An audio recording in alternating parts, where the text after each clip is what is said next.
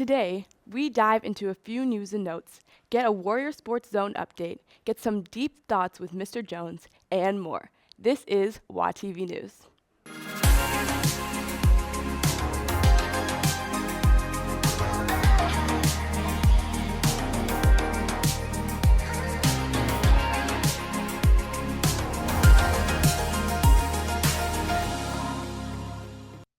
Good morning, Wheaton Academy.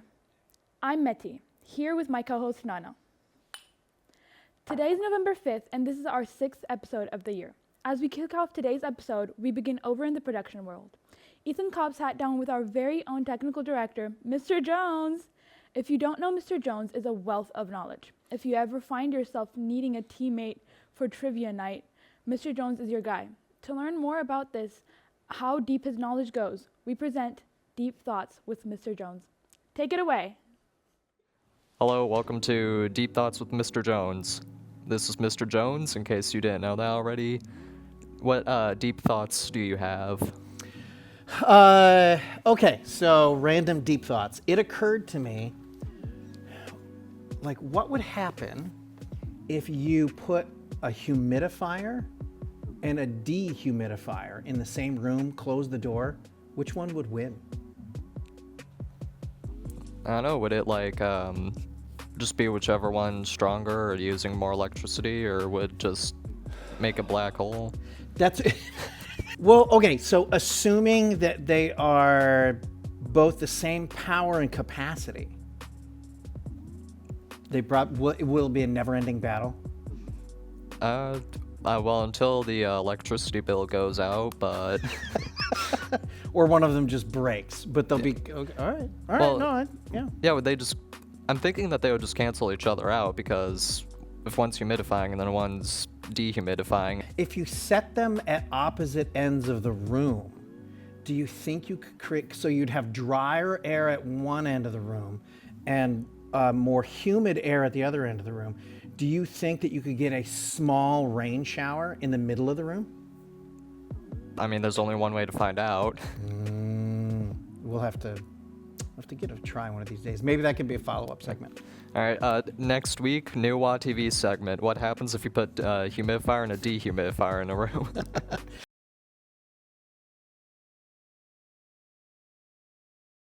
So, you know how people are always saying, oh, time is money and all of that. Does that mean that we already have time machines, those machines being ATMs? Yes. I don't think that they function in the same way, because so if time is money and money is time, assuming that because it can move in one direction, it can move in the other direction at the same time. So if you are withdrawing, you're withdrawing that money, you're going to go.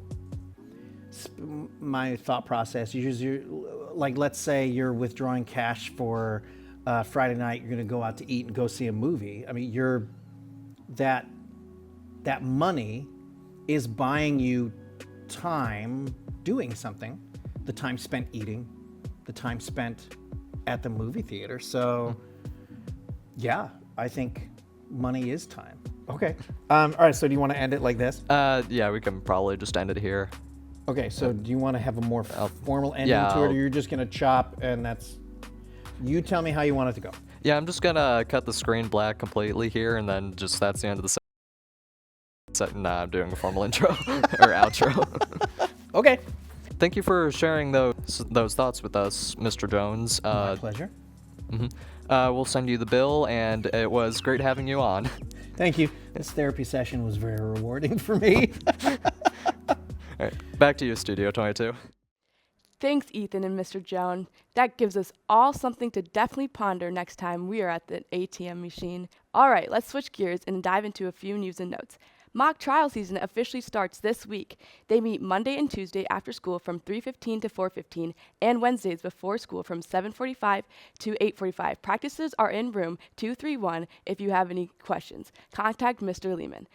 As you know, our 2025 winter courses are now live and registration has already begun.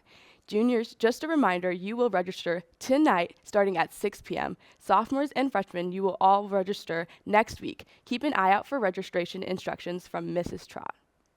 For chapel this Friday, we welcome Carter McFarlane, and next Tuesday, our speaker will be David Iglesias. Lastly, Evening in the Furnace is this Saturday in the Fine Arts Center starting at 7 p.m. Come for a night of dance, comedy, improv, and the announcement of the spring musical. Tickets are $5 at the door. For our last segment, Carly and Brandon take on a new challenge. Keep a mouthful of water while listening to dad jokes. Can they hold it together, or will they spit out their drinks in fits of laughter? There's only one way to find out. Take a look. What's up, Ween Academy? Today, me and Carly will try not to laugh at dad jokes that are given by the teachers. Okay. All right, I'll say the first joke. Okay. Mr. Rivera said, "Why is Peter Pan always flying?" Because he can never land.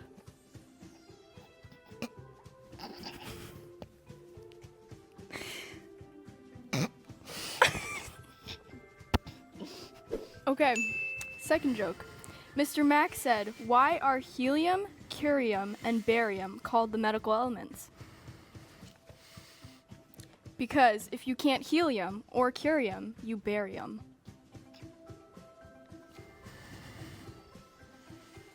Okay, third joke. Mr. Moran said, "What is a dog's favorite book of the Bible?" Proverbs. Mr. Thompson said, "Hey, you ever notice what's odd?" Every other number.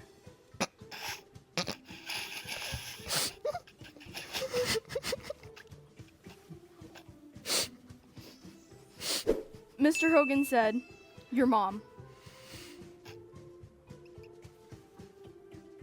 That's literally it. All you have? Yeah.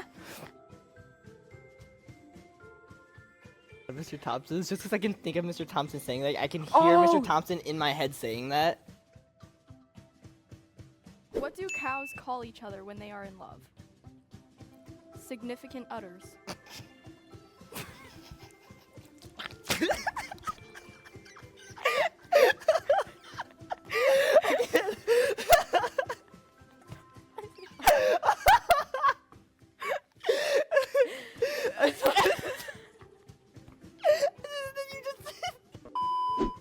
That was all for today. This is your hosts, Brandon Segovia and Carly Kay, signing out for today.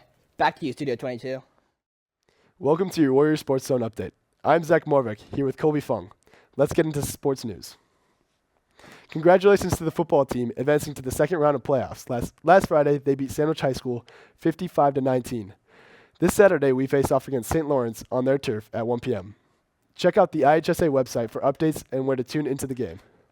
Boys soccer had a tough end to their season last Friday night when they fell to Bennett with a score of 1-4. The boys had a great season, and we are already looking forward to what next fall will bring for them. Congratulations to the girls volleyball team as they claimed the regional champion title last Thursday when they swept Lake Forest High School in 2 matches. Boys cross country competed in the IHSA sectional over the weekend. As a team, the boys finished in 10th place, but we had 2 state qualifiers. Michael Oshelsky, who ran 15:27, and Miguel Boney, who ran 15:30. They will be racing at the state final in Peoria next Saturday at noon.